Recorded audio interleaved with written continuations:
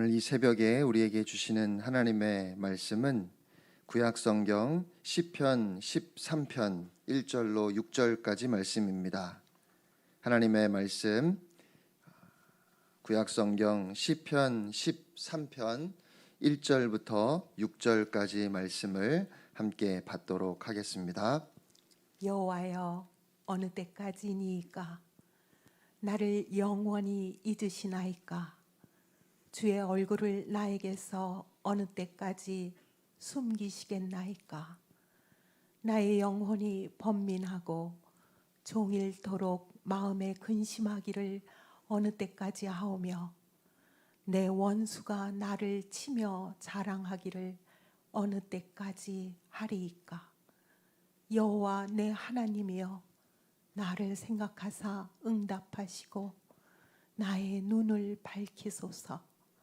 두렵건대 내가 사망의 잠을 잘까 하오며, 두렵건대 나의 원수가 이르기를 내가 그를 이겼다 할까 하오며, 내가 흔들릴 때 나의 대적들이 기뻐할까 하나이다.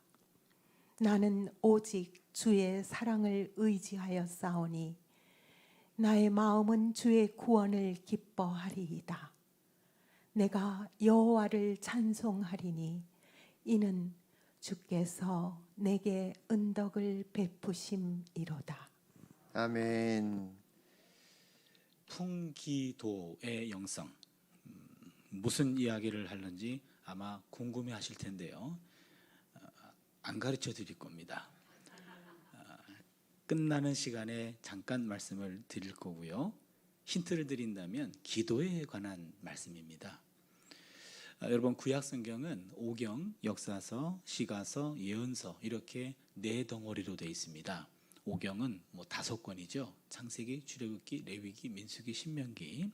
그리고 역사서는 여호수아서부터 여호수아, 사사기, 룻기, 사무엘 상하, 열왕기 상하, 역대기 상하, 에스라, 느헤미야, 에스더 12권입니다.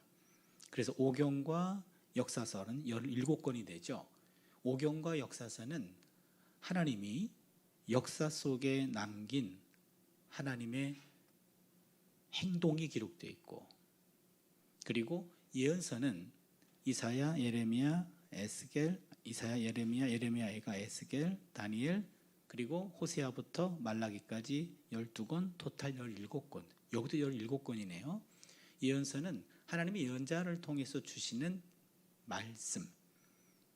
나머지 시가서는 욥기, 시편, 잠언, 전도서, 아가 5권입니다. 이 5권은 하나님의 행동과 하나님의 말씀에 대한 인간의 응답입니다. 그래서 성경이라고 하는 것은 하나님의 계시, 위로부터 주어지는 계시, 행동 계시와 말씀 계시, 인간의 응답, 이렇게 합작품이 성경입니다. 그렇다면 하나님의 계시에 대한 인간의 응답을 보여주는 게 시가서인데, 시가서 중에 대표적인 것이 시편이기도 하는데요. 하나님께서 역사하시고 하나님이 말씀하실 때 구약의 시인들은 하나님께 반응을 보였습니다. 시인들은 시편에만 있는 것이 아니고 창세기부터 시적인 표현들이 나올 때 그 사람들을 우리는 시인이라고 부릅니다. 하나님이 우리 삶 속에 찾아와 주셨고, 그리고 말씀을 주셨을 때 시인들은 하나님께 찬양으로 응답했습니다. 성경에 나오는 최초의 찬양시는 출애굽기 15장 21절입니다. 미리암이 그들에게 화답하여 이르되 너희는 야훼를 찬송하라. 그는 높고 영화로우심이요 말과 그 탄자를 바다에 던지셨음이로다. 무슨 사건인지 여러분 아시죠? 출애굽 사건입니다. 출애굽을 경험하고 난 다음에 미리암을 중심으로 하나님께 찬양의 기도를 올렸습니다. 이게 바로 찬양입니다. 그런데 하나님이 늘 임재하시고 말씀을 주시는 분이 아니고 때로는 부재하시고 침묵하시기도 합니다. 부재와 침묵 때는 시인들은 하나님께 탄원으로 반응했습니다. 대표적인 탄원시가 시편 22편입니다. 22편 1절을 보시면 내 하나님이여 내 하나님이여 어찌 나를 버리셨나이까. 대표적인 탄원시입니다. 엘리 엘리 라마 사박다니, 예수님께서 십자가상에서 인용하셨던 말씀이기도 합니다. 이렇듯 시인들은 하나님께 찬양으로 응답했고 그리고 탄원으로 응답했습니다. 찬양은 노래가 되고 탄원은 기도가 됩니다. 그러기에 우리가 하나님과 소통할 수 있는 방법은 찬송과 기도입니다. 야고보서 5장 13절을 보시면 너희 중에 고난당하는 자가 있느냐 그는 기도할 것이요 즐거워하는 자가 있느냐 그는 찬송할지니라. 바로 기도와 찬송 이 두 가지가 하나님과 소통할 수 있는 통로가 됩니다.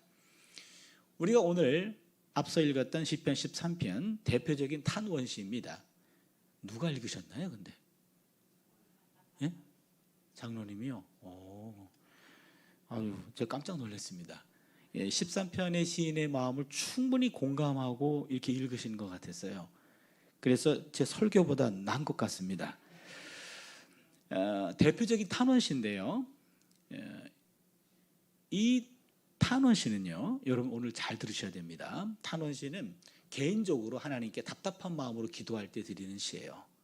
대표 기도가 아니라 개인적으로 할 때 요 5가지 순서와 요소를 잘 정리하셔야 됩니다.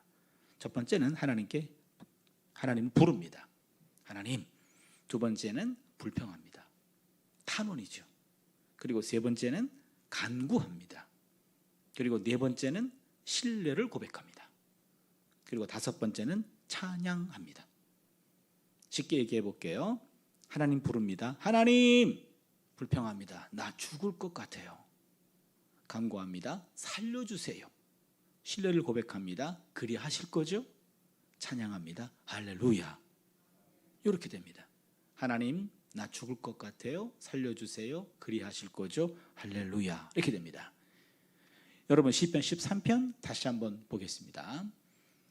13편 1절을 보시면 야훼여 어느 때까지니까. 야훼, 여러분 종이 성경 가지고 오셨으면 1번으로 해주세요. 그게 하나님을 부른 겁니다. 여호와여 하나님 불렀습니다. 1절과 2절입니다. 어느 때까지니까 나를 영원히 잊으시나이까? 주의 얼굴을 나에게서 어느 때까지 숨기시겠나이까? 나의 영혼이 번민하고 종일토록 마음에 근심하기를 어느 때까지 하오며 내 원수가 나를 치며 자랑하기를 어느 때까지 하리이까? 뭐에 해당할까요? 불평. 1, 2절은 불평입니다. 3절, 4절입니다. 야훼네 하나님이여 나를 생각하사 응답하시고 나의 눈을 밝히소서. 두렵건대 내가 사망의 잠을 잘까 하오며 두렵건대 나의 원수가 이르기를 내가 그를 이겼다 할까 하오며 내가 흔들릴 때 나의 대적들이 기뻐할까 하나이다. 뭐죠? 간구. 좋습니다. 5절입니다. 나는 오직 주의 사랑을 의지하여 싸우니 나의 이름은 주의 구원을 기뻐하리이다. 뭐죠? 신뢰. 6절 내가 야훼를 찬송하리니 이는 주께서 내게 은덕을 베푸심이로다. 뭐죠? 찬양입니다. 시편 13편은 탄원시의 교과서입니다. 하나님을 부르고 불평하고 간구하고 신뢰를 고백하고 찬양으로 끝나고 있습니다. 만약에 여러분들이 개인적으로 기도할 때 나도 이 순서로 기도했네? 그분은 기도의 고수입니다. 나는 열심히 했는데 이 순서는 아니네? 그분도 고수기 고수예요. 막달라 기도의 고수입니다. 오늘 말씀을 들었으니 가급적이면 하나님 나 죽을 것 같아요.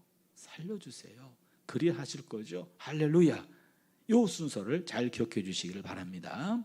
여기서 2가지를 좀 짚고 넘어가야 될 것 같습니다. 여러분 기도하실 때 아무리 급해도 하나님을 불러야 됩니다. 어떤 분은 하나님 안 부르고 본론부터 시작해요. 그럼 하나님이 쟤 지금 누구한테 기도하니? 그럴 겁니다. 죄송합니다만 헛소리가 돼요. 하나님을 안 부르고 본론으로 들어가면 누구한테 말하는지 하나님 헷갈립니다. 그래서 반드시 하나님을 불러야 됩니다. 어떤 분은 기도할 때 예수님 그런 분이 있어요. 그러면은요 하나님이 우편에 앉아 계신 예수님에게 오늘은 너한테 기도한다. 야 네가 알아서 해라. 그렇게 하시면 삼위일체 하나님 싸우십니다. 기도는 하나님에게 예수님의 이름으로 성령의 도움으로. 반드시 구분하셔야 됩니다. 기도는 하나님에게, 기도를 들으시는 분은 하나님, 예수님은 중재자, 성령님은 도와주는 분이에요. 보혜사 성령은 도와줍니다. 그래서 기도는 하나님한테 한다. 그런데 하나님을 불렀다면 중간중간에 예수님, 성령님을 함께 불러도 됩니다. 그러나 하나님이 빠진다면 그 기도는 하나님 마음 상하게 합니다. 그래서 반드시 하나님한테 기도할 것, 하나님을 불렀으면 중간중간에 예수님, 성령님 불러도 예수님 삐지지 않음. 그리고 맨 마지막에 기도 끝날 때 기도를 열심히 잘 해놓고 예수님 이름으로 기도했습니다 라고 과거형으로 끝나는 분이 있습니다. 이것도 조금 아쉽습니다. 기도는 현재형으로 끝나야 됩니다. 왜냐하면 하나님이 기도를 들으시고 저거 언제 응답할까 스케줄을 보고 계시는데 예수님 이름으로 기도했습니다 라고 완료가 됐어. 저건 끝났네. 다음 사람 넘어가요. 기도 유효기간이 기도와 동시에 끝나버렸어요. 여러분 기도 유효기간은 응답될 때까지 연장돼야 돼요. 그래서 영원한 현재형으로 끝나야 됩니다. 잘 기억해 주십시오. 기도는 현재형으로 끝난다. 기도 하나이다. 기도 드립니다. 현재형으로 끝나는 것 고 하나. 그래서 하나님께 기도한다. 현재형으로 끝난다. 그거를 기억해 주시고 오늘 기도는 쉽게 이야기하면 불평기도가 됩니다. 여러분 불평은 사람이 아니라 하나님 앞에 풀어놓아야 됩니다.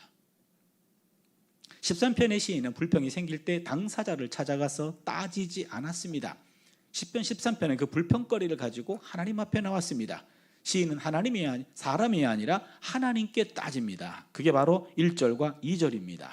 다시 한번 볼게요. 야외여 어느 때까지니까 나를 영원히 잊으시나이까 주의 얼굴을 나에게서 어느 때까지 숨기시겠나이까 나의 영혼이 번민하고 종일토록 마음에 근심하기를 어느 때까지 하오며 내 원수가 나를 치며 자랑하기를 어느 때까지 하리이까. 와서 원수에게 당신 언제까지 그럴 거요? 라고 따지지 않고 하나님에게 와서 말합니다. 하나님 언제까지 내가 그 수모를 당해야 됩니까? 그리고는 3절 4절을 보시면 간구라 그랬죠. 야훼니 하나님이여 나를 생각하사 응답하시고 나의 눈을 밝히소서. 두렵건대 내가 사방에 잠을 잘까 하오며 두렵건대 나의 원수가 이르기를 내가 그를 이겼다 할까 하오며 내가 흔들릴 때 나의 대적들이 기뻐할까 하나이다. 하나님께 지금 간구하고 있습니다. 예레미야라고 하는 예언자도 하나님 앞에 불평기도를 아주 많이 했던 사람으로 유명합니다. 아마 예레미야는요 하나님 때문에 결혼도 금지당했어요. 독신이라는 히브리어가 없어요. 그런데 하나님이 국가 멸망을 앞두고 있었던 상황이었기 때문에 예레미야에게 국가 멸망의 예언을 계속해서 주었거든요. 그럼 생각해 보세요.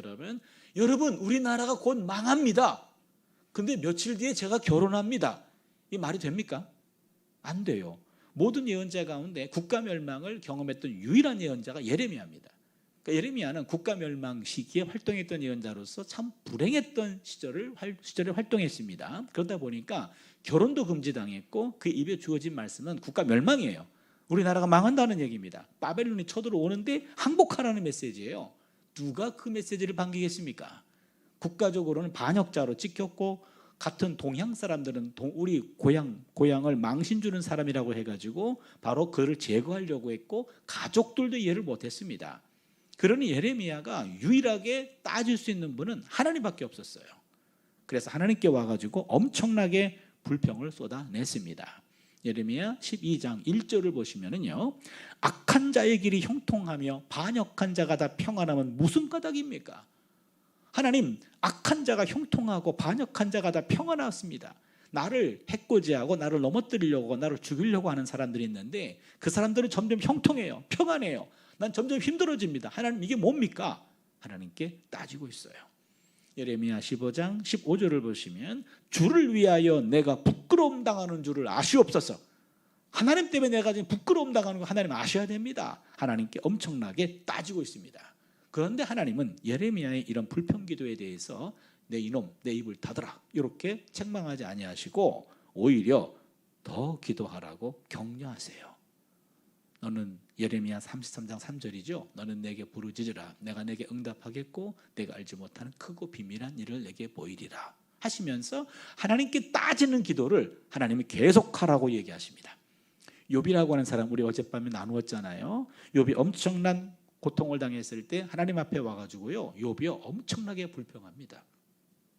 사람들을 만나도 인간의 지혜를 가지고는 문제가 해결되지 않았고 결국 하나님 만나야 되는데 하나님 안 만나주시니까 하나님께 와가지고 당신 지금 뭐 하시는 분입니까? 라고 하나님께 따지고 있어요. 엄청나게 불평을 쏟아냅니다. 욥도 하나님께 불평기도하고 하나님을 만났을 때 그 문제가 해결이 되었거든요.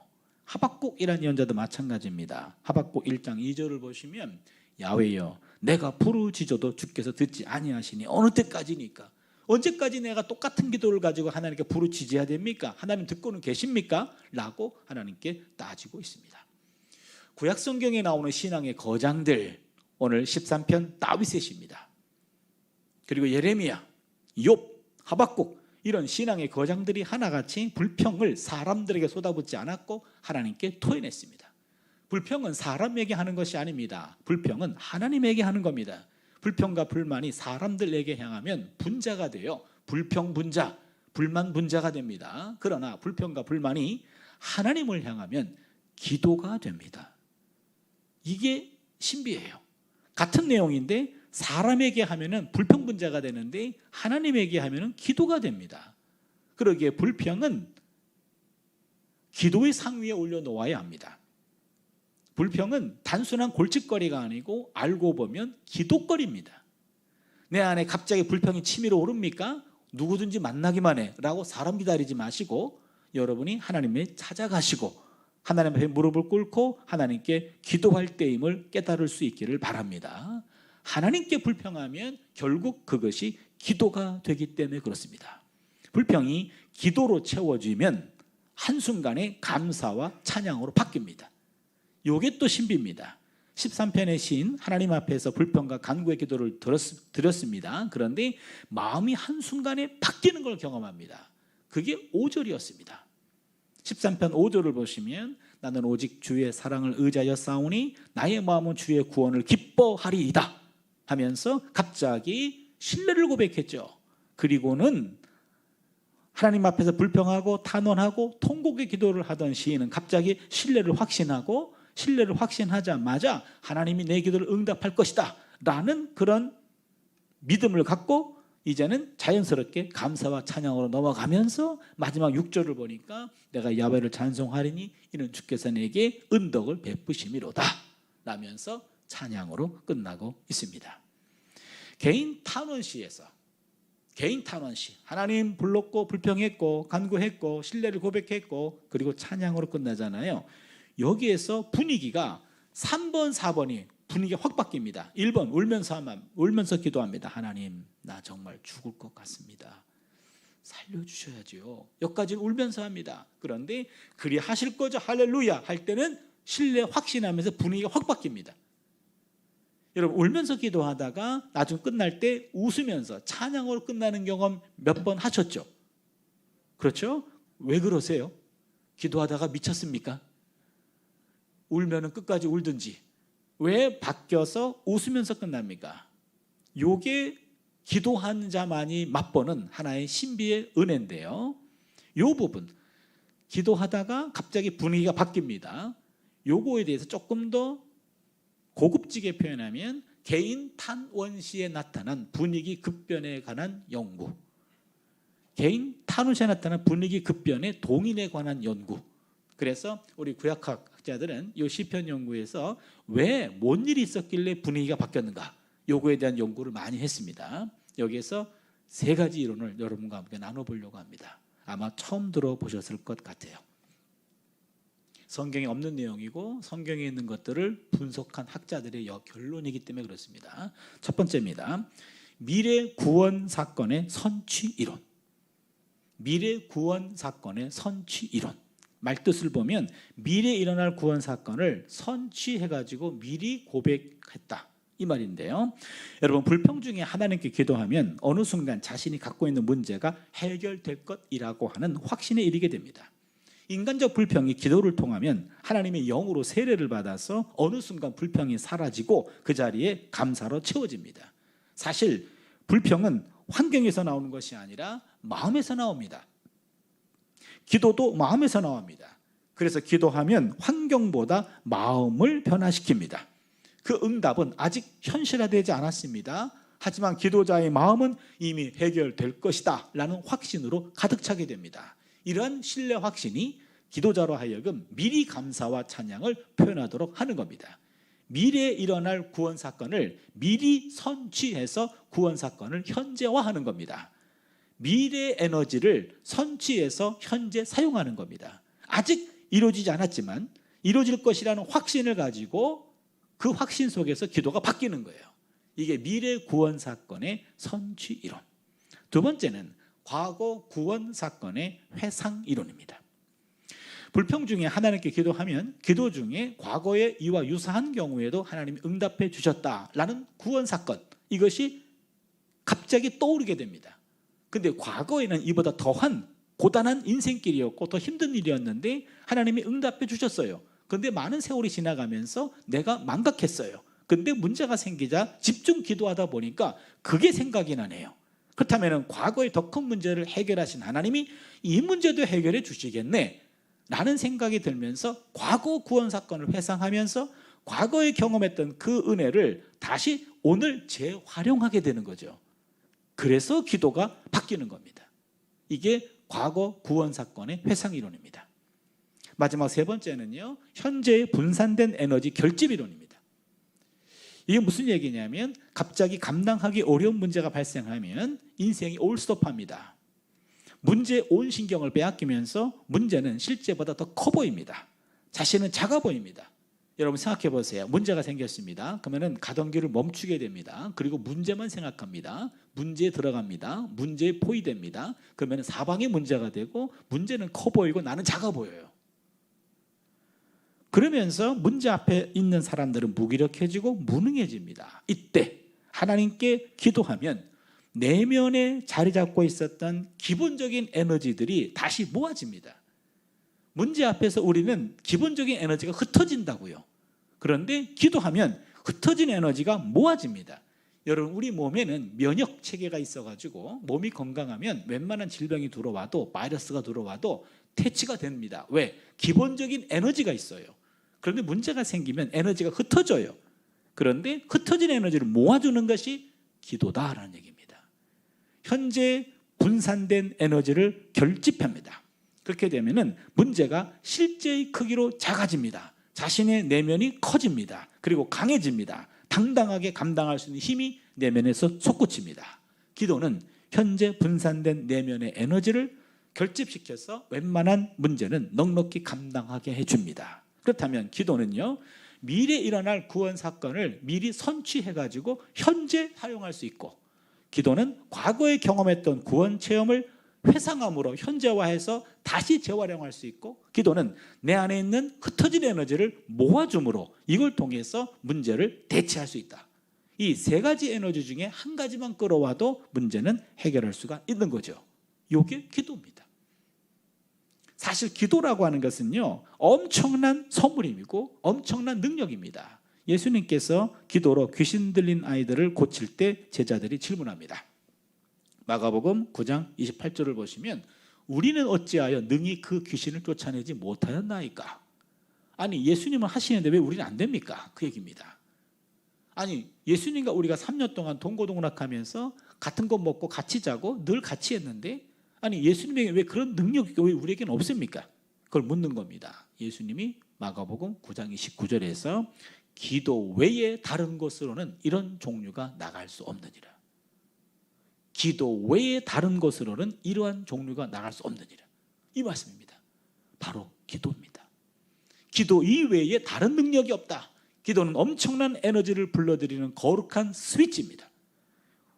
여러분, 예수님께서 때를 따라 새벽 미명에 보이지 않았고 밤 늦은 시간에 보이지 않았던 그 기도하는 그 자리, 그것을 제자들이 놓쳤던 겁니다. 바로 이 기도하는 몸, 우리 몸이 기도하는 몸이 되기를 바랍니다. 몸의 기도, 몸이 기도를 기억하는 거예요. 여러분, 얼만큼 기도해야 내 몸이 기도를 기억할까? 저는 이것을 몸 기억이라고 표현하고, 예배학자들은 암묵적 기억이다, 암묵적 기억이라고 얘기하고, 상담학자들은 무의식적 기억이라고 얘기합니다. 저는 기도는 몸이 기억하는 기도를 할 수 있어야 된다. 마지막 내 숨이 넘어가는 그 순간에 이제는 내 의식과 무의식이 왔다 갔다 하고 사선을 넘나드는 그 순간이 내가 나를 컨트롤할 수 없을 때 내 몸이 평소 습관적으로 해왔던 것을 보일 겁니다. 그때 내 몸이 기도하는 몸이 되어서 마지막 호흡이 걷어가는 순간 하나님께 기도하는 마지막 기도가 내 몸에서 나갈 수 있기를, 내 마지막 호흡이 하나님을 찬양하고 하나님을 기도하는 그런 몸이 될 수 있는 그런 은혜가 있기를 바랍니다. 우리 모두가 그런 몸이 되었으면 좋겠어요. 저는 원래 학교에 있잖아요. 그러다 보니까 새벽 기도를 못 나가요. 뭘 자랑이라고 얘기하냐 싶을 텐데요. 보통 2시까지는 성경을 연구해요. 매일.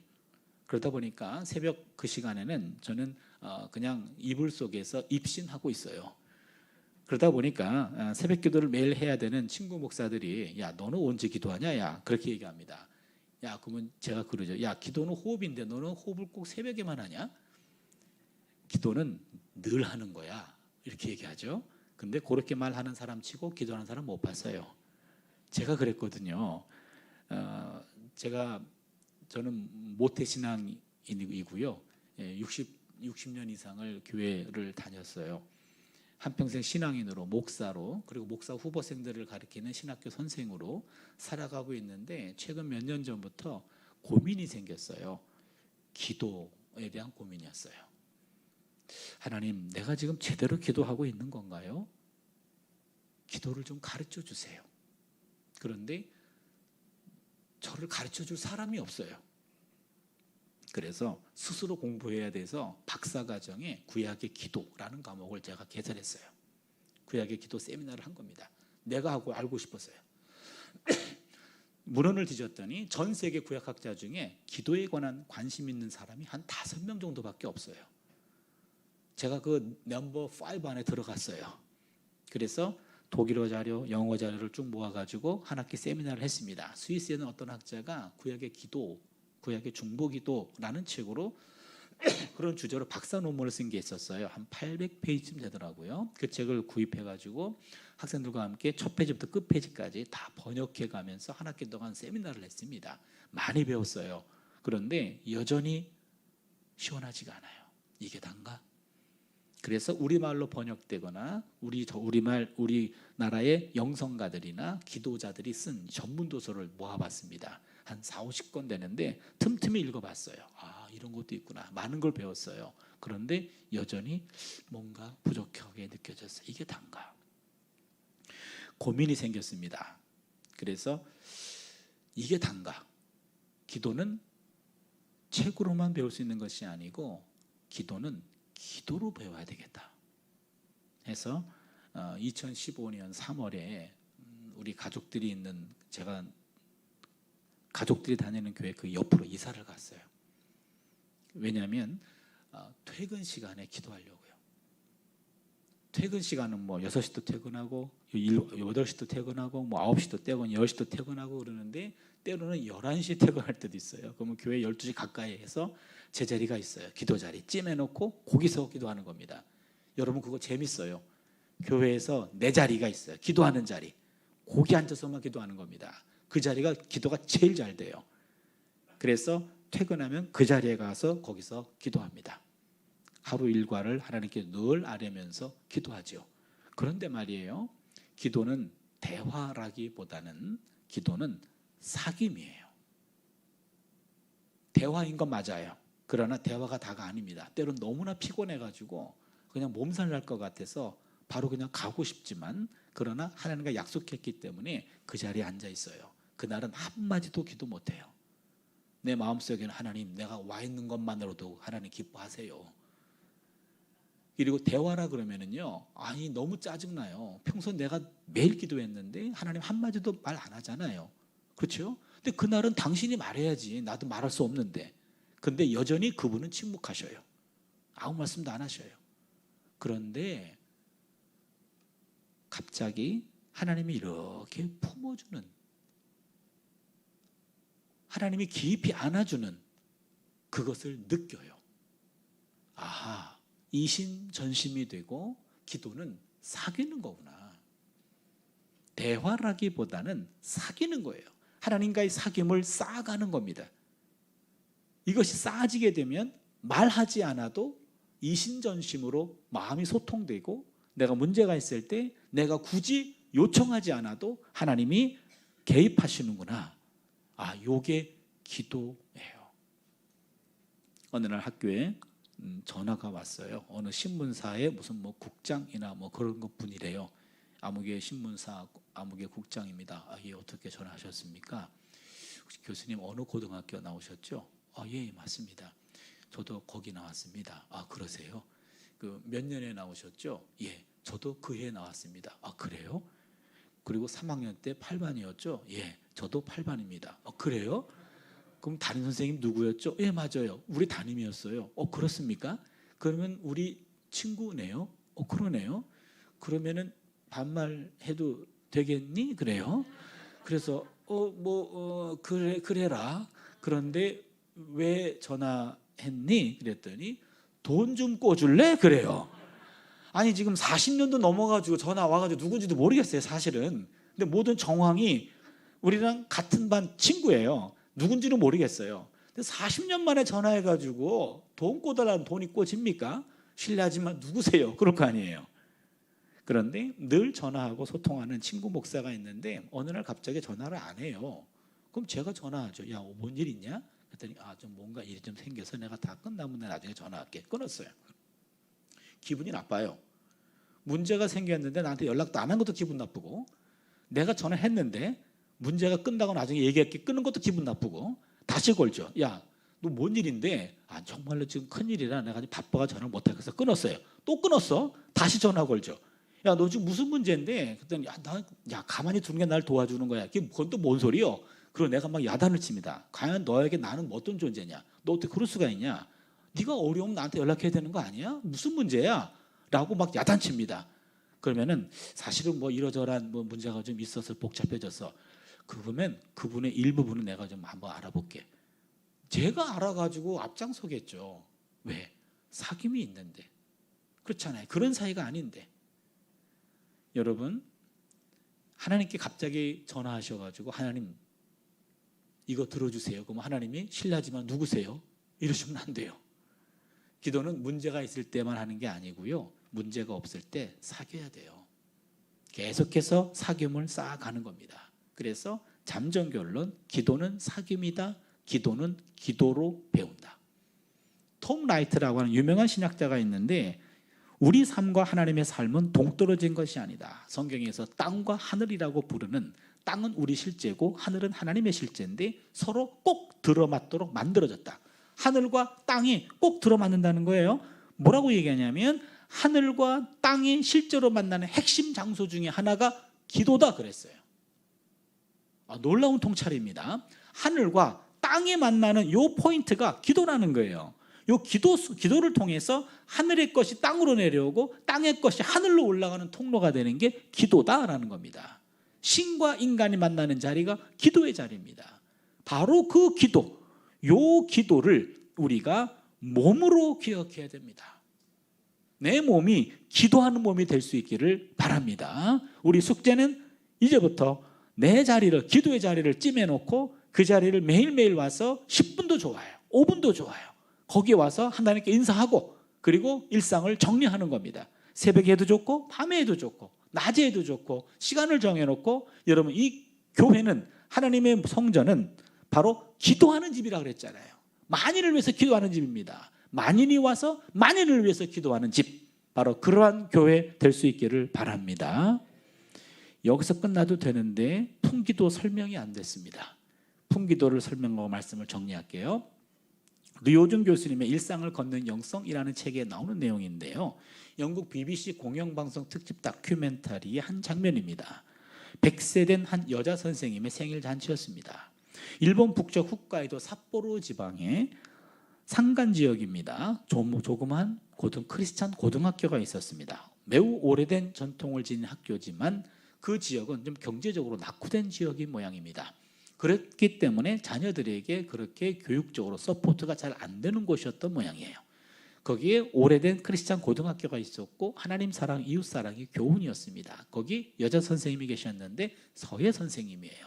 학생들에게 인격적으로 인성교육을 잘 하는 그런 선생님이셨습니다. 그러나 시험에 실패해서 어깨를 쭉 늘어뜨린 남학생들도 많았어요. 등을 두드려주기도 하고, 가정 형편이 어려워서 좌절하며 눈물을 터뜨리는 여학생들은 눈물을 닦아주면서 안아주기도 했던 가슴 따뜻한 선생님이었습니다. 많은 세월이 지난 선생님 은퇴하셨습니다. 은퇴한 이후에도 또 많은 세월이 지났습니다. 어느 추운 초봄, 마을 사람들은 그 선생님을 위해서 조촐한 행사를 준비했습니다. 100세 생일 잔치입니다. 최근에 졸업한 젊은 제자부터 옛날에 졸업한 나이 많은 제자까지 다 모였고 풍금을 치면서 선생님 생일 축하 노래를 불렀고요. 그리고 제자들의 도움을 받아서 100개 촛불을 다 껐습니다.